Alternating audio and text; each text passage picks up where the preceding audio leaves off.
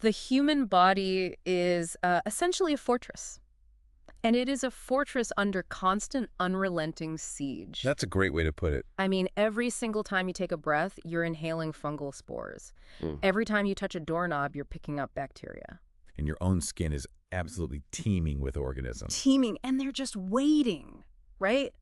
For the slightest opportunity, a cut, a scrape, a moment of weakness, and they would happily consume you. And yet, most of the time, you're perfectly fine. It is a bit of a miracle, isn't it? Or, well, maybe not a miracle so much as a very, very complex biological standoff. A standoff. That is exactly what we are unpacking today. We are doing a deep dive into Unit 1 of Lippincott Illustrated Reviews, Microbiology. This is the 4th edition we're looking at. Mm-hmm. And the mission today is very specific. We are not just summarizing a textbook for the sake of it. We are taking the first 5 chapters, which are the absolute bedrock of infectious disease, and we're trying to turn them into a functional, audio-first study guide. Which is so, so essential. I mean, microbiology is one of those subjects that can feel like you're trying to memorize a phone book. Oh, completely. There are just thousands of names, thousands of drugs. And if you just start memorizing lists without a framework, you are absolutely going to drown. Yeah. You have to understand the rules of engagement first. The why behind the what. Exactly. Why do we treat a 40-year-old with meningitis differently than, say, a newborn? Why does penicillin kill some bacteria but is totally useless against others? Right. If you master Unit 1, you aren't just memorizing facts. You're understanding the logic of clinical medicine. You are learning how to think like a clinician. I love that. So Okay. here is the roadmap for this deep dive. We've got 5 pillars to get through, and they correspond to the 5 chapters in this unit. Okay. First, we have the cast of characters. Who exactly are we fighting? Second, the good guys. The normal flora. Then we move to the dark side. Section 3 is the attack, how pathogens actually, hurt us. Followed by Section 4, which is the detective work, how we diagnose the problem. The investigation. And finally, Section 5, the arsenal vaccines and antibiotics. It's a perfect narrative arc, really. The characters, the setting, the conflict, the investigation, and then the resolution. Let's jump right in. Section 1, the cast of characters. This is Chapter 1, Introduction to Microbiology. Right. Now, the book throws a lot of categories at us immediately: bacteria, fungi, protozoa, helminths, viruses. But before we get into the taxonomy, I just want to address a misconception. I think most people hear microbe and they instantly think enemy. Which is the first mistake, for sure. The vast, vast majority of microorganisms on Earth, and even on your body, are benign or, in many cases, beneficial. Right. Relatively few species are what we call pathogens, which are organisms that cause harm either by producing toxins or by direct infection. But obviously, Lippincott is a medical review book, so we're going to ignore the nice ones for now and focus on the troublemakers. Fair enough. Mm. Now, the text draws this massive line in the sand right on page 1, prokaryotes versus eukaryotes. This feels like high school biology coming back to haunt us. But the text treats it as like the holy grail of medical treatment. Why is this distinction so heavy? Because it is the single most important concept for what we call selective toxicity. Selective toxicity. It's just a fancy way of saying killing the bug without killing the patient. It's everything. Humans are eukaryotes. We have a nucleus. Our DNA is wrapped up in a nice, neat membrane. Okay. Fungi, protozoa, and helminths are also eukaryotes. Okay, so we are in the same bucket as the worms and the mushrooms. Got it. Structurally, yes. But bacteria are prokaryotes. No nucleus. Their DNA is just sort of floating around in the cytoplasm.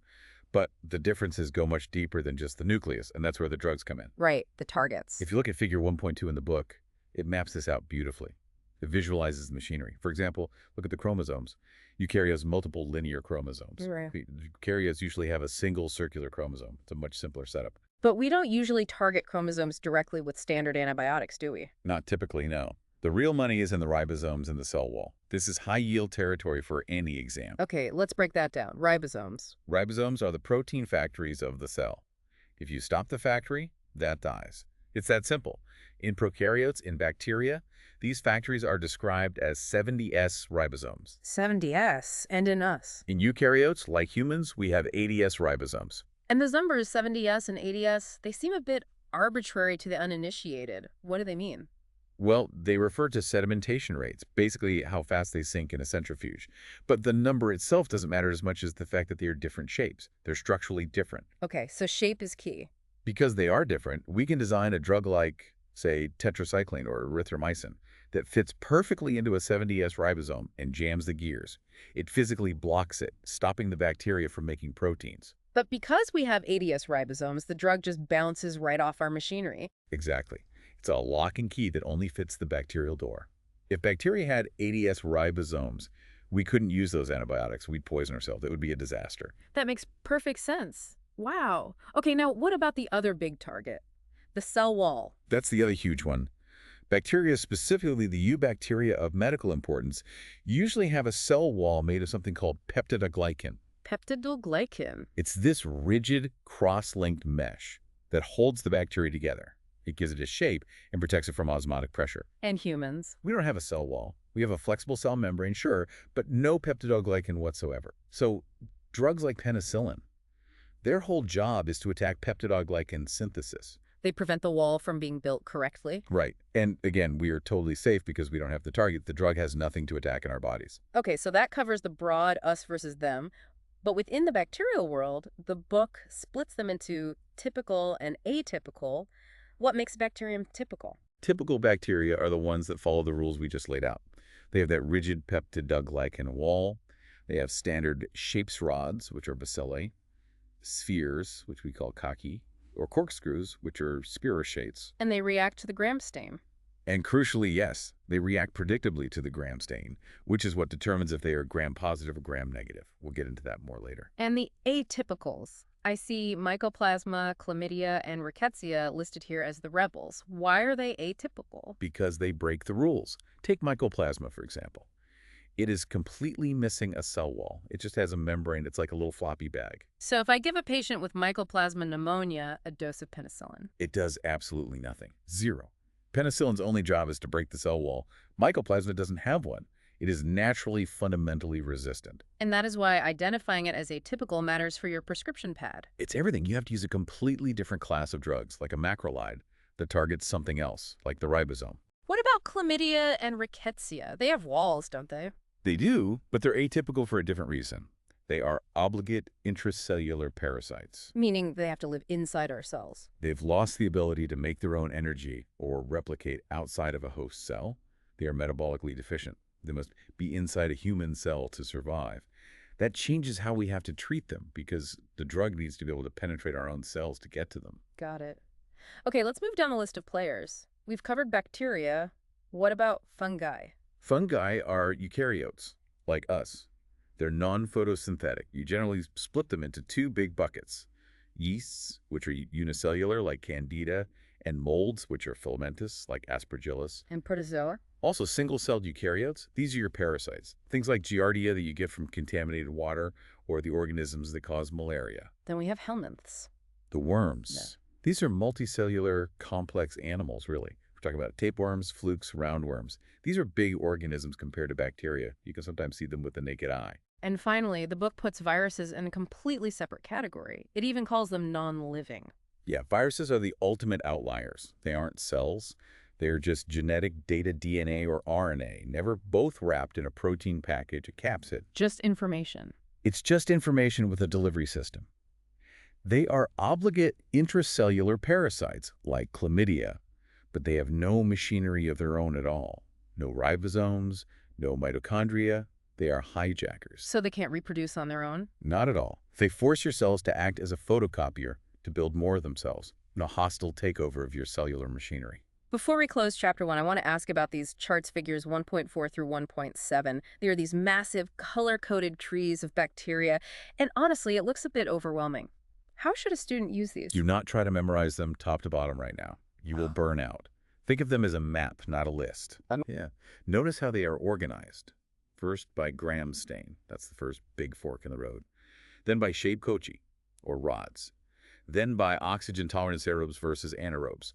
And figure 1.6, the list of medically important bacteria. That is your cheat sheet. So how do you use it? Throughout your studies, whenever you hear an organism's name, say E. coli, don't just memorize the name. Flip back to this chart. You'll see it's a gram-negative rod, a facultative anaerobe found in the gut. That context immediately clues you in on how to think about it, what diseases it might cause, and how to treat it. Context is everything. I like that. Let's move to Section 2 then, the residents. Chapter 2, Normal Flora. This chapter is all about the microbiome. We used to call them commensals, which is a lovely Latin term meaning dining together. It implies they eat at our table, but don't steal the silverware. Ideally, yes. Yeah. The core concept here is that the human body is not a sterile vessel. We are a planet for these guys. But, and this is a vital distinction, the internal environment should be sterile. The inside of the fortress. Exactly. Your blood, your brain, your liver, your bladder. If you find bugs there, it's a problem. It's an invasion. The normal flora is supposed to live on the surfaces. Skin, mucous membranes, the GI tract. The book notes that our understanding of this has changed a lot recently because of molecular detection. Oh, massively. For decades, if we couldn't grow a bug in a petri dish, we pretty much assumed it wasn't there. Right. Out of sight, out of mind. But now we can just take a sample, say from your gut, Yeah. and sequence all the DNA in it. And we've realized that the diversity of bacteria on us is way, way higher than we ever thought because many species are non-culturable. They exist, but they just refuse to grow in the artificial environment of the lab. Let's take the tour of the body the book provides. It's a great way to see this in action, starting with the skin. The skin is a harsh environment for a microbe. It's dry, it's salty, it's slightly acidic. But Staphylococcus epidermidis loves it there. It's the king of the skin flora. Staphylococcus also hangs out there too, mostly in moist areas like the nose. And there's a specific clinical correlation here that stood out to me. Skin popping. This is in figure 2.1. This is a crucial practical point. Skin popping refers to injecting illicit drugs into the skin or muscle rather than trying to find a vein. Okay. When that needle goes through the skin, it acts like that tiny little plow.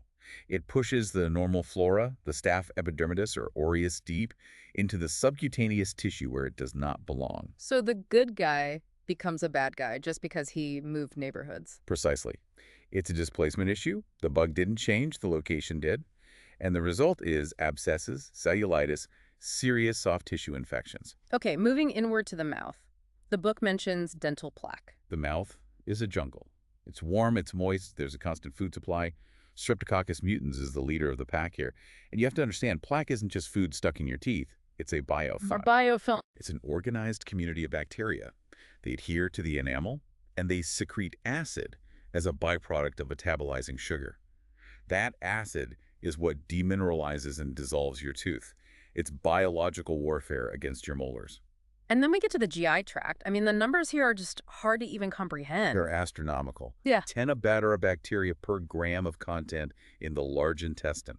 That's more bacteria in your colon than there are human cells in your entire body. Wow. It's mostly anaerobes, organisms that hate oxygen, like Bacteroides fragilis.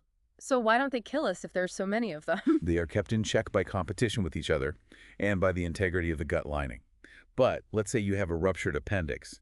That barrier is The broken, wall is breached. and those billions of bacteria spill out into the sterile peritoneal cavity. That's peritonitis. It's a life-threatening emergency because you have massive amounts of bacteria in a place that has absolutely no defense for it. The text also brings up C. diff in this chapter. This seems to be the classic example of dysbiosis, or an imbalanced flora. It is the poster child for dysbiosis. Think of your gut flora as a crowded parking lot. All the spots are taken by the normal friendly bacteria. Clostridium difficile might be there in tiny numbers, but it can't find a spot to park its car, so it can't grow and cause problems. Okay, makes sense. But then you take a strong, broad-spectrum antibiotic for, say, a sinus infection. That antibiotic is a bomb. It doesn't just kill the sinus bugs. It goes to your gut and it clears the parking lot. It kills all the good guys. Wipes them out. And now C. diff, which is naturally resistant to many antibiotics, has all this prime real estate. It has room to park, expand, and completely take over. And it causes disease. How? It releases toxins that cause severe watery diarrhea and inflammation of the colon or colitis. This is a disease caused explicitly by the treatment of another disease. We disrupted the delicate balance. One last stop on our tour, the urogenital tract. Specifically, the book talks about the vagina. Right, and this is a fantastic chemistry lesson. In a healthy state, the dominant species is Lobacillus. As in lactose, milk. Exactly.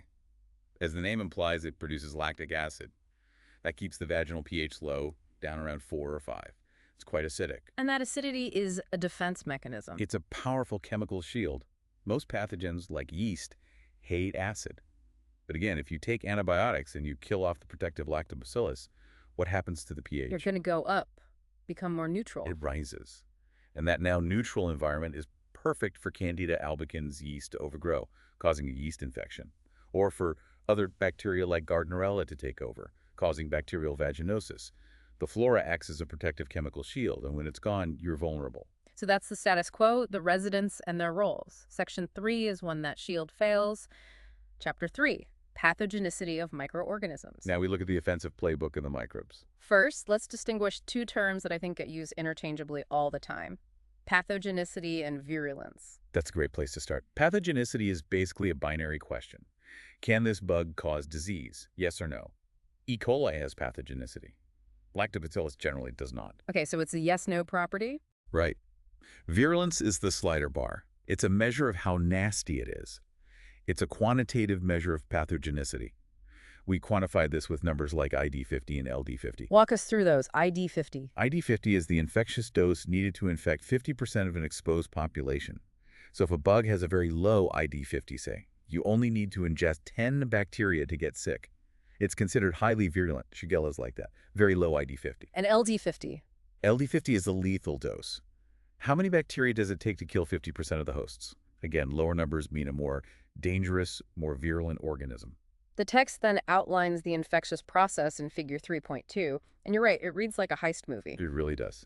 Step 1, entry. You've got to get into the building. Respiratory tract, GI tract, urogenital tract, breaks in the skin. Step 2, adhesion. You have to stick to the bank vault. Exactly. Step 3, invasion. You have to crack the safe and get inside. But all the while the police are coming, that's the immune system. So you need step 4, evasion. You have to have a getaway plan. This is where things like capsules come in, right? Absolutely. Some of the nastiest bacteria, like Streptococcus pneumonia or Neisseria meningitis, wear this thick polysaccharide capsule. What does that do? It's slimy. It's slippery. When a white blood cell, a phagocyte, tries to eat the bacteria, it literally can't get a grip. It slips right off. It's an anti-phagocytic suit of armor. So it's an invisibility cloak almost. It's an evasion tactic. It buys the bacteria precious time to replicate before the immune system can figure out how to grab it, usually by making antibodies that stick to the capsule. Okay, so once they are in and they're safe, they start doing damage. The book splits the weapons into two major categories, exotoxins and endotoxins. This feels like a major exam topic. It is critical. You have to know the difference. Yeah. Let's start with exotoxins. Okay. As the name implies, exo, they exit the cell. These are proteins that the bacteria actively secrete. They manufacture them and launch them like missiles at our cells. And a classic structure for these is the AB subunit, which is shown in Figure 3.3. Right. The AB system is a brilliant delivery mechanism. How does it work? Think of B for binding. The B subunit is the targeting system. It attaches to a specific receptor on the host cell surface. It's the delivery vehicle. And once it's docked? Once it's attached, it creates a channel or injects the A subunit. A stands for active. The A subunit is the warhead. It goes inside the cell and creates absolute chaos, usually by shutting down a critical process, like protein synthesis. Like the diphtheria toxin. The diphtheria toxin is the classic example. It's a subunit goes in and chemically modifies a factor needed for our ribosomes to work. It stops the cell from making proteins, the cell dies, and you get tissue necrosis, that classic gray membrane in the throat. Okay, so exotoxins are precision-guided missiles actively fired by the bacteria. What are endotoxins? Endotoxins are booby traps. They aren't secreted. They're physically part of the bacterial structure. Specifically, we're talking about lipopolysaccharide, or LPS. And there's a very strict rule here about who has LPS. Only gram-negative bacteria, period. Remember, gram-negatives have that unique outer membrane. LPS is a major component built into that membrane. Gram-positives do not have this structure. So what part of it is actually toxic? It's a component deep inside the LPS molecule called lipid A. And here's the scary part. As long as a bacteria is alive and intact, the lipid A is mostly hidden and generally safe. But if the bacteria dies and breaks apart, if it lyses, the lipid A is released into the bloodstream. And the immune system overreacts. Massively. It sees lipid A and it panics. It triggers a huge inflammatory cascade fever, vasodilation, a drop in blood pressure. This is septic shock.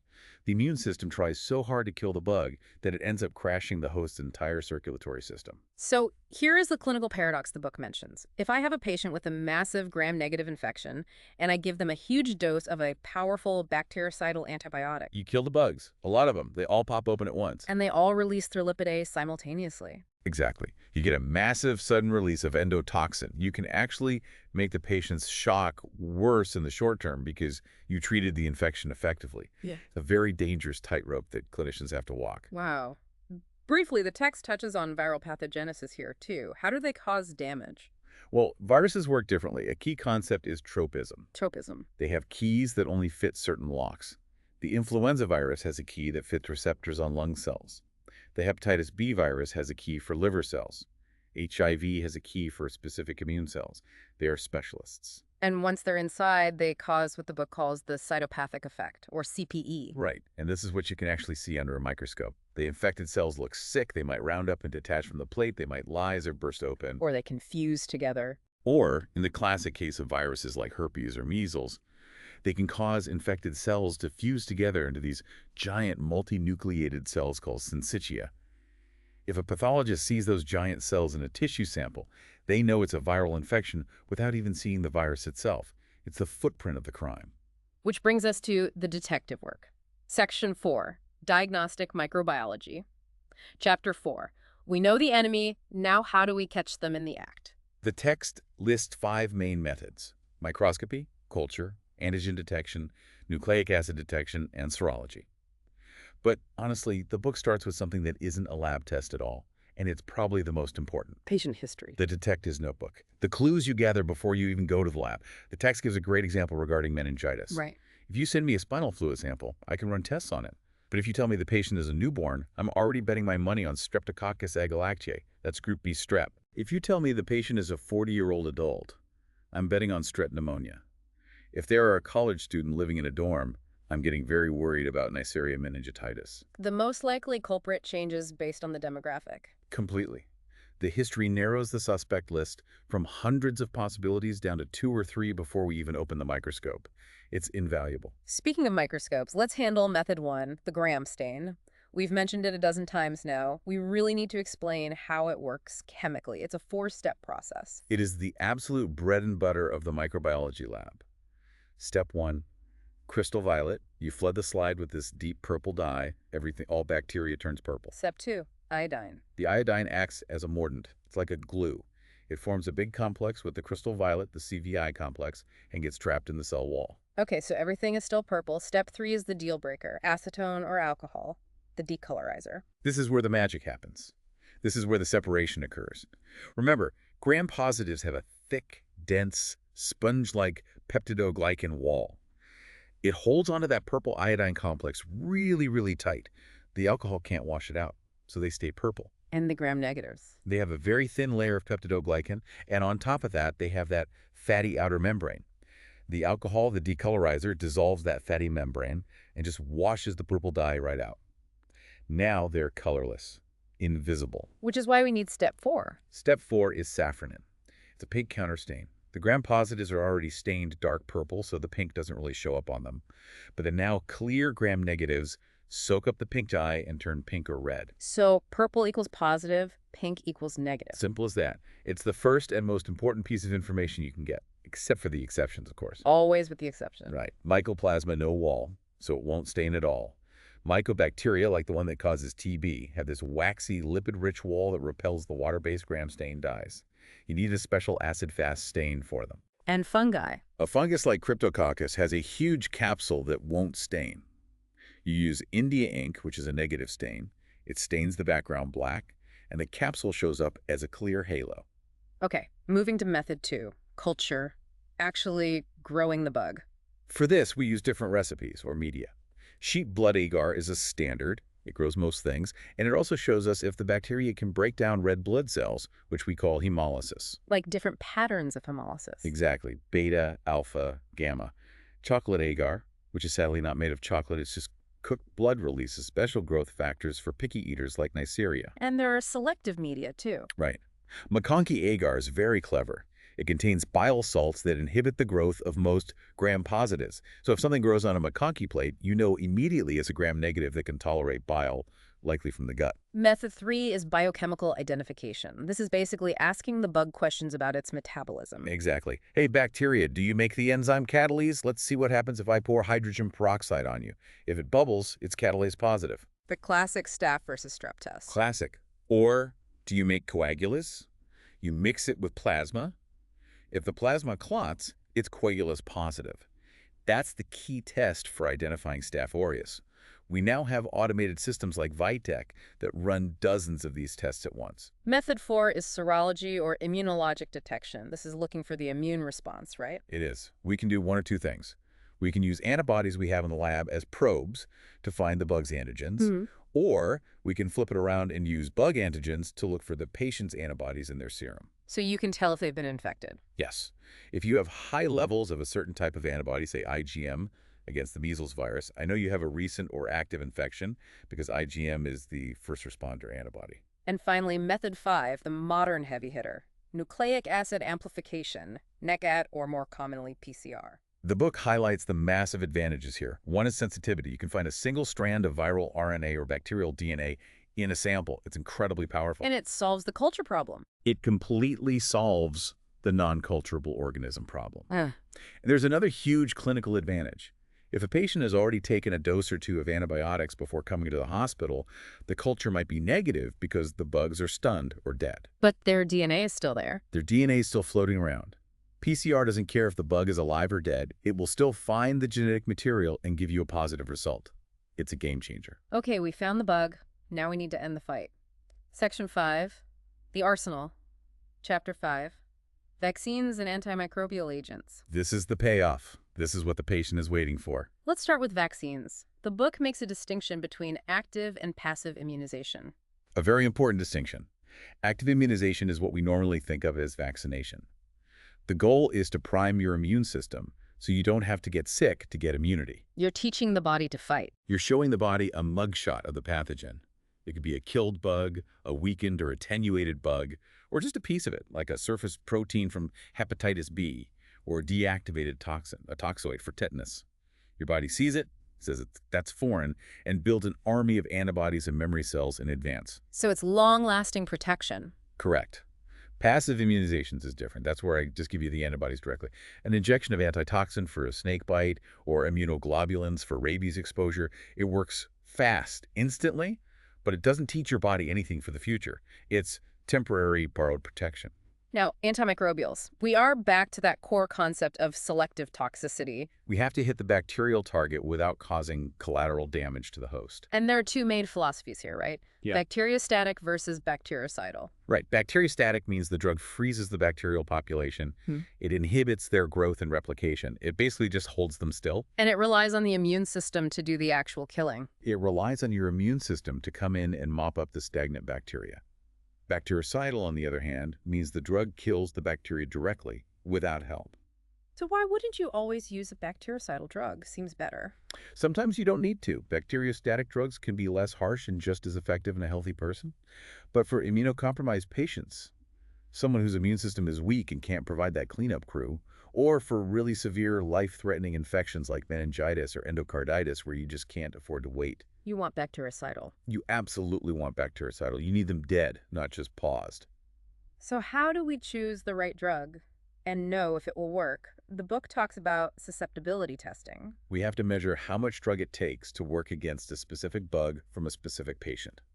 The gold standard is the MIC, the minimal inhibitory concentration. The MIC. We dilute the antibiotic in a series of tubes and see what is the lowest concentration that stops the bacteria from growing.